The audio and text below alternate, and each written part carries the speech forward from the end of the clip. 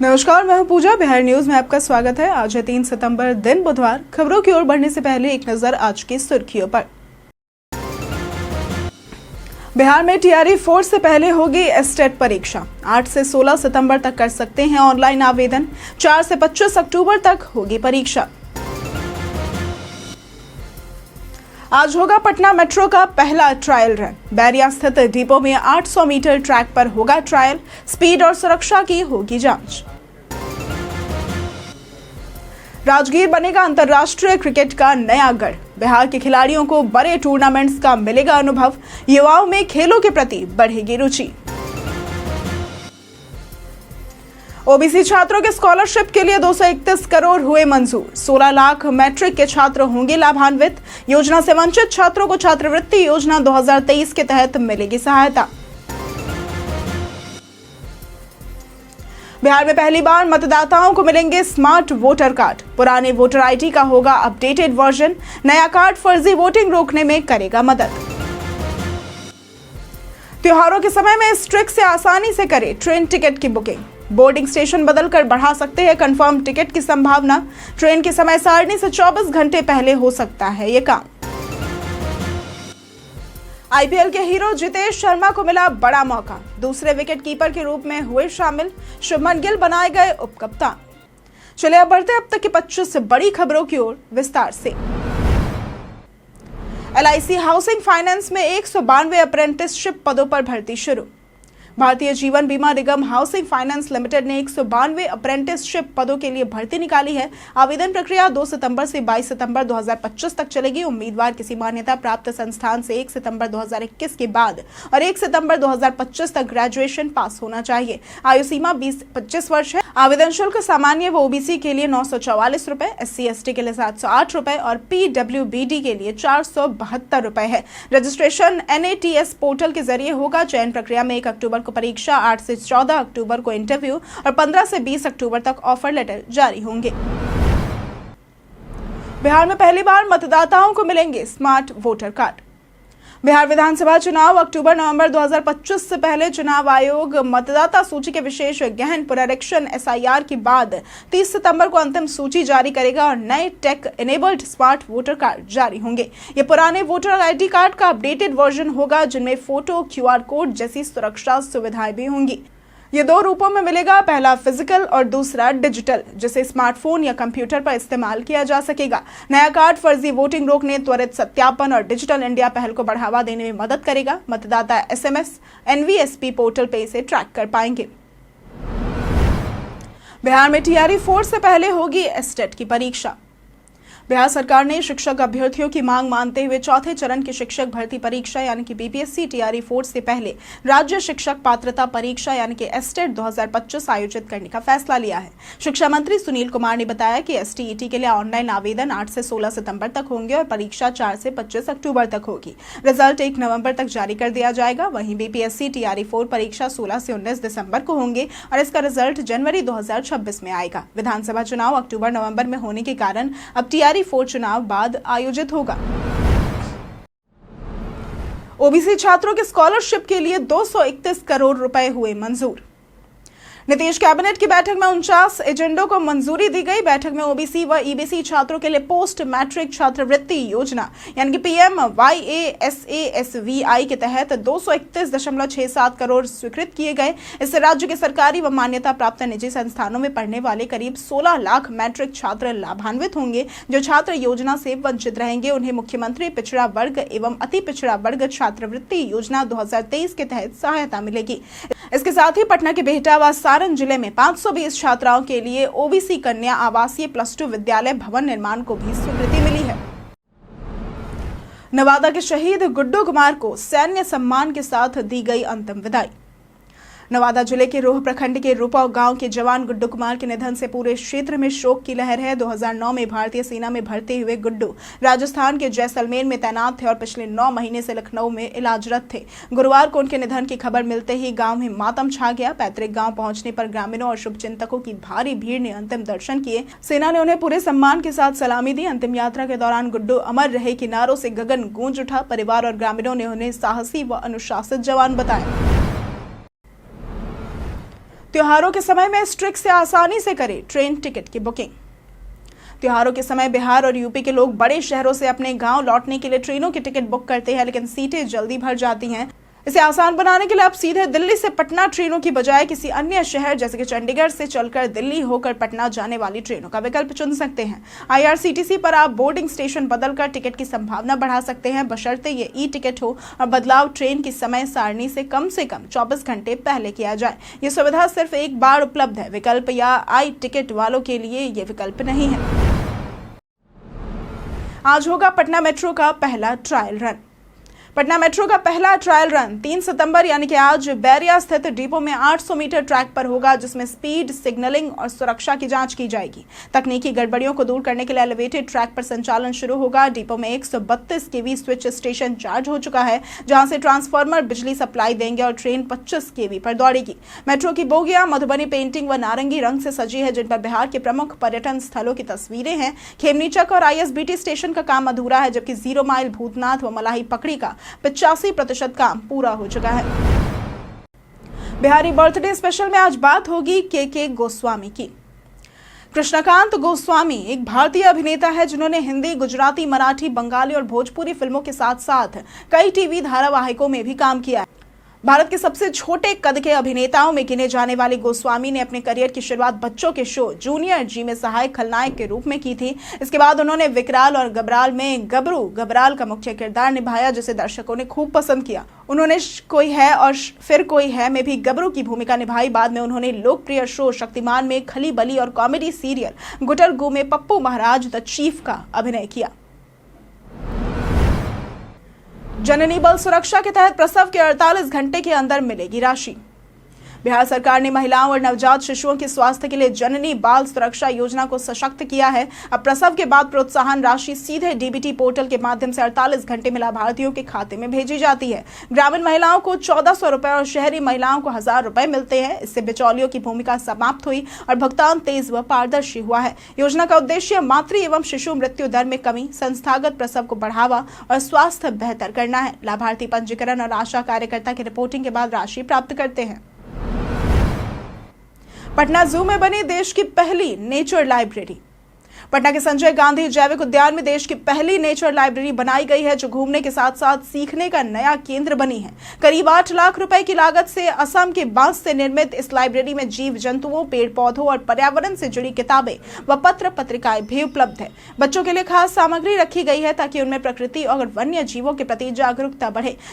यहाँ बड़ी स्क्रीन के जरिए देश भर के जू से संबंधित जानकारी दी जाती है। प्राकृतिक लुक वाली बैठने की विशेष व्यवस्था और गौरैया मॉडल्स इसे और आकर्षित बनाते हैं। लाइब्रेरी की शुरुआत 2 अक्टूबर 2024 को हुई थी। पंकज त्रिपाठी के बिहार वासियों से अपील, छठ पूजा के साथ करें मतदान। बिहार विधानसभा चुनाव से पहले एक्टर पंकज त्रिपाठी ने लोगों से मतदान की अपील की है। उन्होंने कहा कि बिहारी वोट को छुट्टी नहीं बल्कि जिम्मेदारी मानते हैं। वैशाली गणराज्य से लेकर संपूर्ण क्रांति तक बिहार की राजनीतिक समझ हमेशा खास रही है। पंकज त्रिपाठी ने गांव वालों को समझाया कि ईमानदार उम्मीदवार को वोट देना जरूरी है ताकि उसका हौसला बढ़े और वो आगे और बेहतर काम करे। उन्होंने बताया कि छठ जैसे त्योहार पर गाँव लौटने की परंपरा है, वैसे ही वोटिंग को भी गंभीरता से लेना चाहिए। वोट हमारा अधिकार और बदलाव का सबसे बड़ा माध्यम है।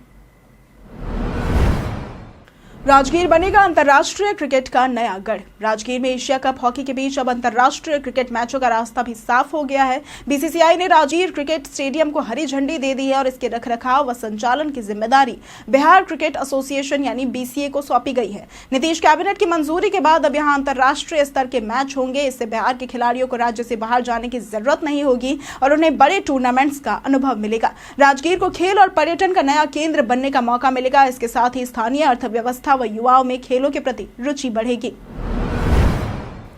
व्हाट्सएप जल्द लाएगा इंस्टाग्राम जैसा क्लोज फ्रेंड्स फीचर। मेटा जल्द ही व्हाट्सएप में क्लोज फ्रेंड्स फीचर लाने जा रही है, जिससे यूजर्स अपने स्टेटस सिर्फ चुनिंदा दोस्तों के साथ शेयर कर सकेंगे। ये इंस्टाग्राम के क्लोज फ्रेंड्स स्टोरीज जैसा होगा। अभी स्टेटस शेयरिंग में 3 प्राइवेसी विकल्प है, लेकिन नया फीचर खास लिस्ट बनाकर प्रक्रिया को और आसान कर देगा। इस लिस्ट में जोड़े हटाए जाने पर किसी को नोटिफिकेशन नहीं मिलेगा। क्लोज फ्रेंड्स स्टेटस को अलग रंग की रिंग से पहचाना जाएगा। यह फीचर iOS बीटा में दिख चुका है। मेटा की रणनीति है कि इंस्टाग्राम और व्हाट्सएप पर यूजर्स को समान अनुभव मिले। पितृपक्ष मेले को लेकर 6 से 17 सितंबर तक बढ़ाई गई रेल सुरक्षा। गया जी में 6 से 17 सितंबर तक आयोजित पितृपक्ष मेला को देखते हुए रेलवे ने सुरक्षा तैयारियां अंतिम रूप में शुरू कर दी है। इस दौरान गया जी जंक्शन और ट्रेनों में करीब 200 अतिरिक्त आरपीएफ और जीआरपी अधिकारी व जवान तैनात होंगे। जवानों की प्रतिनियुक्ति डीडीयू, दानापुर, धनबाद, समस्तीपुर और सोनपुर रेल मंडल से की जाएगी। महिला यात्रियों की सुरक्षा के लिए आरपीएफ मेरी सहेली विंग भी तैनात होगी। गया जी जंक्शन पर सुरक्षा का नेतृत्व रेल एसपी अमृतेंदु ठाकुर और वरिष्ठ मंडल सुरक्षा आयुक्त जेथिन बी राज करेंगे। आरपीएफ आईजी अमरीश कुमार ने सुरक्षा व्यवस्था की समीक्षा कर तीर्थयात्रियों की सुरक्षा व रेल अपराधियों पर सख्त कार्रवाई सुनिश्चित की। बिहार में गाड़ियों के 3 फिटनेस केंद्रों पर हुई कार्रवाई। केंद्र सरकार ने बिहार के 3 गाड़ियों के फिटनेस सेंटरों में गड़बड़ी के मामले पर कार्रवाई की है। पटना, दरभंगा और भागलपुर के एटीएस पर तत्काल प्रभाव से गाड़ियों के फिटनेस जांच रोक दी गई है। केंद्रीय सड़क एवं परिवहन मंत्रालय ने परिवहन आयुक्त को इन केंद्रों की जांच कर रिपोर्ट देने को कहा है। बिहार में 8 निजी फिटनेस केंद्र है, लेकिन कुछ केंद्र प्रतिदिन 250 से 300 गाड़ियों को प्रमाण पत्र दे रहे हैं, जबकि अधिकतम क्षमता मात्र 100 है। जांच का नियमित पालन नहीं हो रहा है और अधिकारियों की मिलीभगत भी सामने आई है। अन्य केंद्रों की भी जांच की जाएगी। नालंदा ओपन यूनिवर्सिटी ने बढ़ाई नामांकन की अंतिम तारीख। नालंदा ओपन यूनिवर्सिटी ने नए शैक्षणिक सत्र के लिए नामांकन की अंतिम तिथि 15 सितंबर तक बढ़ा दी है। पूरी प्रक्रिया डिजिटल प्लेटफॉर्म पर आधारित है, जिससे छात्र घर बैठे ऑनलाइन आवेदन कर सकते हैं। विश्वविद्यालय में कला, विज्ञान, प्रौद्योगिकी और व्यावसायिक क्षेत्रों के व्यापक पाठ्यक्रम उपलब्ध है, जैसे कि एमसीए, बीसीए, मास कम्युनिकेशन, मानव संसाधन, अनुवाद, पत्रकारिता, योग अध्ययन इत्यादि।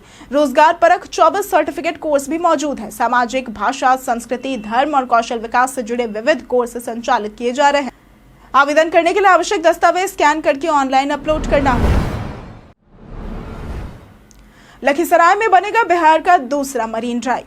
बिहार सरकार ने लखीसराय जिले में गंगा किनारे पटना के मरीन ड्राइव की तर्ज पर एक नए मरीन ड्राइव गंगा पाथवे के निर्माण को मंजूरी दी है। इसकी घोषणा उप मुख्यमंत्री विजय कुमार सिन्हा ने की। कैबिनेट बैठक में इस प्रस्ताव को हरी झंडी मिली। यह सड़क हाथीदह बादपुर से बढ़िया तक बनेगी। स्थानीय विधायक विजय कुमार सिन्हा ने इसे क्षेत्र के विकास और आकर्षण का नया प्रतीक बताया। इस मार्ग से अशोक धाम जाने वाले कांवरियों को सुविधा मिलेगी और पर्यटन के साथ धार्मिक आस्था को भी बढ़ावा मिलेगा। परियोजना से लखीसराय में विकास की नई तस्वीर उभरेगी। जाने फर्जी मैसेज पहचानने का आसान तरीका। फोन कॉल्स और मैसेज के जरिए साइबर अपराधी आपके बैंक अकाउंट तक पहुंच सकते हैं। ट्राई ने नियम सख्त किए हैं, जिससे कई फर्जी कॉल्स नेटवर्क स्तर पर ही ब्लॉक हो जाते हैं। असली एसएमएस की पहचान उनके सेंडर कोड से की जा सकती है। सही मैसेज में सेंडर के नाम के बाद SG या फिर P लिखा होता है। S बैंकिंग सर्विस मैसेजेस के लिए, G सरकारी योजनाओं और सूचनाओं के लिए और P व्हाइट लिस्टेड कंपनियों के प्रमोशनल मैसेजेस को दर्शाता है। अन्य नंबरों से आने वाले मैसेज फर्जी हो सकते हैं और इनमें वायरस लिंक भी हो सकता है, जिस पर क्लिक करना खतरनाक है। जाने आज कैसा रहेगा बिहार के मौसम का मिजाज। बिहार में फिलहाल मानसून कमजोर पड़ गया है और 10 सितंबर तक बारिश की कोई संभावना नहीं है। इस दौरान प्रदेश में चिलचिलाती धूप और उमस भरी गर्मी बनी रहेगी। हालांकि कुछ जिलों में हल्की बारिश हो सकती है। मौसम विभाग का अनुमान है कि 10 सितंबर के बाद मानसून की विदाई से पहले कई हिस्सों में भारी बारिश हो सकती है, जिससे लोगों को राहत मिलेगी। इस साल प्रदेश में अब तक सामान्य से 29% कम बारिश हुई है। जहां 782 मिलीमीटर बारिश होनी चाहिए थी, वहीं केवल 554 मिलीमीटर दर्ज की गई है, जिससे धान की रोपनी व खरीफ फसलें प्रभावित हुई हैं। सुपौल पुलिस ने की 810 बोतल शराब जब्त। सुपौल की भीमपुर पुलिस को शराब तस्करी के खिलाफ बड़ी कामयाबी मिली है। थाना अध्यक्ष मिथिलेश पांडे के नेतृत्व में गुप्त सूचना पर कार्रवाई करते हुए पुलिस ने NH 27 पर एक ऑल्टो कार BR38N9491 से 810 बोतल नेपाली निर्मित दिलवाले शराब बरामद की। शराब 27 कार्टन में 9 बोरियों में रखी गई थी, जिसकी मात्रा करीब 243 लीटर बताई जा रही है। पुलिस को देखते ही तस्कर गाड़ी छोड़कर अंधेरे में फरार हो गया। पुलिस ने वाहन और शराब को जब्त कर लिया है। फरार तस्कर की पहचान कर गिरफ्तारी की तैयारी चल रही है और प्राथमिकी दर्ज की गई है। एनडीए ने 4 सितंबर को किया बिहार बंद का ऐलान। एनडीए ने 4 सितंबर को सुबह 7 से दोपहर 12 बजे तक बिहार बंद का आह्वान किया है। आपात सेवाएं और रेल बंद से प्रभावित नहीं होंगी। ये बंद दरभंगा में कांग्रेस राजद मंच से एक मां के खिलाफ दी गई अभद्र टिप्पणियों के विरोध में बुलाया गया है। एनडीए नेताओं ने इसे लोकतंत्र पर कलंक बताया और कहा कि मां बहनों का अपमान बर्दाश्त नहीं किया जाएगा। पहली बार बीजेपी महिला मोर्चा और एनडीए की महिला इकाइयां इस बंद की अगुवाई करेंगी। नेताओं ने आश्वस्त किया कि बंद शांतिपूर्ण रहेगा और जनता को असुविधा नहीं होगी। जदयू व भाजपा नेताओं ने थामा राजद का दामन। जदयू किसान प्रकोष्ठ के प्रदेश महासचिव डॉक्टर अभिषेक मिश्रा, भाजपा नेता रामकेवल गुप्ता और हरिनंदन ठाकुर ने राजद की सदस्यता ग्रहण की। इस मौके पर राजद नेताओं ने कहा कि तेजस्वी यादव के रोड मैप से बिहार में सकारात्मक राजनीति और बदलाव का माहौल बना है। विकास और रोजगार को मुद्दा बनाकर उन्होंने विद्वेष समाप्त करने का प्रयास किया, जिसकी सराहना हो रही है। राजद की वोटर अधिकार यात्रा को मिली सफलता से लोकतंत्र को मजबूती मिलने की बात कही गई। नेताओं ने दावा किया कि जनता का विश्वास राहुल गांधी और तेजस्वी पर बढ़ा है और विधानसभा चुनाव में महागठबंधन की जीत तय है। कई कारणों से दर्ज है भारत के इतिहास में आज की तारीख। 3 सितंबर 1923 को किशन महाराज का जन्म हुआ था। ये सुप्रसिद्ध तबला वादक थे। 1926 में उत्तम कुमार का जन्म हुआ था। ये भारतीय सिनेमा में हिंदी और बांग्ला फिल्मों के प्रसिद्ध अभिनेता थे। 1957 में जग्गी वासुदेव का जन्म हुआ था। ये विश्व प्रसिद्ध रहस्यवादी और भारतीय मूल के योगी हैं। 1940 में प्यारेलाल का जन्म हुआ था। ये हिंदी सिनेमा के प्रसिद्ध संगीतकार जोड़ी लक्ष्मीकांत प्यारेलाल में से एक हैं। 1974 में राहुल साघवी का जन्म हुआ था। ये भारतीय क्रिकेट खिलाड़ी हैं। 1976 में विवेक ओबरॉय का जन्म हुआ था। ये भारतीय अभिनेता है। 1992 में साक्षी मलिक का जन्म हुआ था। ये भारत की प्रसिद्ध महिला पहलवान है। 500 रुपए के नोटों पर लगी रोक की खबर निकली अफवाह। सोशल मीडिया और व्हाट्सएप पर एक फर्जी मैसेज वायरल हो रहा है, जिसमें दावा किया गया है कि भारतीय रिजर्व बैंक यानी कि आरबीआई ने बैंकों को सितंबर 2025 तक एटीएम से 500 के नोट निकालने पर रोक लगाने का निर्देश दिया है। इस पर पीआईबी फैक्ट चेक ने स्पष्ट किया है कि आरबीआई ने ऐसा कोई आदेश जारी नहीं किया है। 500 के नोट पूरी तरह से वैध मुद्रा है और बने रहेंगे। लोगों से अपील की गई है कि इस तरह की अफवाहों पर ध्यान न दें और किसी भी खबर की पुष्टि केवल आधिकारिक स्रोतों से करें। आईपीएल के हीरो जितेश शर्मा को मिला बड़ा मौका। एशिया कप 2025 के लिए घोषित भारतीय टीम में जितेश शर्मा को दूसरे विकेट कीपर के रूप में शामिल किया गया है। शुभमन गिल उपकप्तान बनाए गए हैं, जिससे जितेश के खेलने की संभावना बढ़ी है। आईपीएल 2025 में उन्होंने 261 रन 37.29 की औसत और 176.35 की स्ट्राइक रेट से बनाए, जिसमें कई मैच जिताऊ पारियां शामिल थी। पूर्व क्रिकेटर दिनेश कार्तिक ने बताया कि जितेश खुद पर दबाव नहीं डालना चाहते थे और गेम फिनिश करने पर खास काम किया। आरसीबी ने उन्हें 11 करोड़ में खरीदा था और उपकप्तान बनाया। उनकी लखनऊ के खिलाफ नाबाद 85 रन की पारी यादगार रही। हम प्रतिदिन आपसे 5 ऐसे जरूरी सवाल और उसके जवाब बताएंगे जो कि बीपीएससी, बिहार पुलिस, दारोगा समेत एसएससी जैसे अन्य प्रतियोगी परीक्षाओं में काम आएंगे। सवाल इतिहास, बिहार स्पेशल, विज्ञान, करंट अफेयर्स और भूगोल से रहेंगे। पूछे गए 5 सवालों में आपने कितना सही उत्तर दिया ये हमें कॉमेंट करके जरूर बताएं। हमारा पहला सवाल है, इनमें से किस श्रीलंकाई राजा ने बोधगया में मठ का निर्माण कराया था? ए राजा सिरिमेघवन्ना, बी गजबाहु द्वितीय, सी उपतिसा या फिर डी पांडु वसुदेव। इसका सही जवाब है ए राजा सिरिमेघवन्ना। हमारा दूसरा सवाल है, बिहार सरकार ने गरीबी कम करने के लिए कौन सी योजना शुरू की है? ए उज्ज्वला योजना, बी मनरेगा योजना, सी वजीफा योजना या फिर डी जीविका योजना। इसका सही जवाब है डी जीविका योजना। हमारा तीसरा सवाल है, बिहार के पटना में स्थित सबसे बड़ा तारामंडल कौन सा है? ए नेहरू तारामंडल, बी बिरला तारामंडल, सी इंदिरा गांधी तारामंडल या फिर डी पठानी सामंत तारामंडल। इसका सही जवाब है सी इंदिरा गांधी तारामंडल। हमारा चौथा सवाल है, इनमें से कौन सी नगर पालिका छोटे शहरी क्षेत्र के लिए काम करती है? ए ग्राम पंचायत, बी नगर निगम, सी नगर परिषद या फिर डी जिला परिषद। इसका सही जवाब है सी नगर परिषद। हमारा पांचवा सवाल है, इनमें से किस राज्य में लाडो लक्ष्मी योजना शुरू की गई है? ए बिहार, बी असम, सी मध्य प्रदेश या फिर डी हरियाणा। इसका सही जवाब है डी हरियाणा। बीते दिन हमारे द्वारा पूछे गए सवाल का जवाब आप लोगों में से बहुत लोगों ने हमारे कमेंट सेक्शन में लिख कर दिया है। जिन्होंने हमारे द्वारा पूछे गए सवाल का जवाब दिया है उनके नाम है रंजीत मिश्रा, प्रदीप पंडित, चंदन कुमार, सुमन कुमार मिश्रा, बिट्टू कुमार, अर्चना धनराज, प्रेमनाथ मिश्रा, राजीव कुमार, सुजीत कुमार, मुन्ना प्रसाद, अंजलि कुमारी, अमर कुमार, दयानंद सिंह, राधिका कुमारी, मंतोष यादव, मोहम्मद सईद, अनवर खान, रवि मोहन वर्मा, सीमा कुमारी, विशेश्वर महतो, बबलू कुमार, जितेंद्र ठाकुर, सत्यम कुमार शर्मा, अबोध कुमार, गुड़िया कुमारी और संजीव कुमार। इसी के साथ बढ़ते हैं आज के सवाल की ओर। आज का सवाल है, आपके क्षेत्र में मौसम का क्या हाल है? आप अपना जवाब हमें हमारे कमेंट सेक्शन में लिखकर जरूर बताएं। आज के लिए सिर्फ इतना ही। बिहार की तमाम खबरों के साथ बने रहने के लिए देखते रहें बिहारी न्यूज और साथ ही अगर आप यूट्यूब चैनल पर देख रहे हैं तो चैनल को सब्सक्राइब करें और अगर आप फेसबुक पेज पर देख रहे हैं तो लाइक और फॉलो जरूर करें।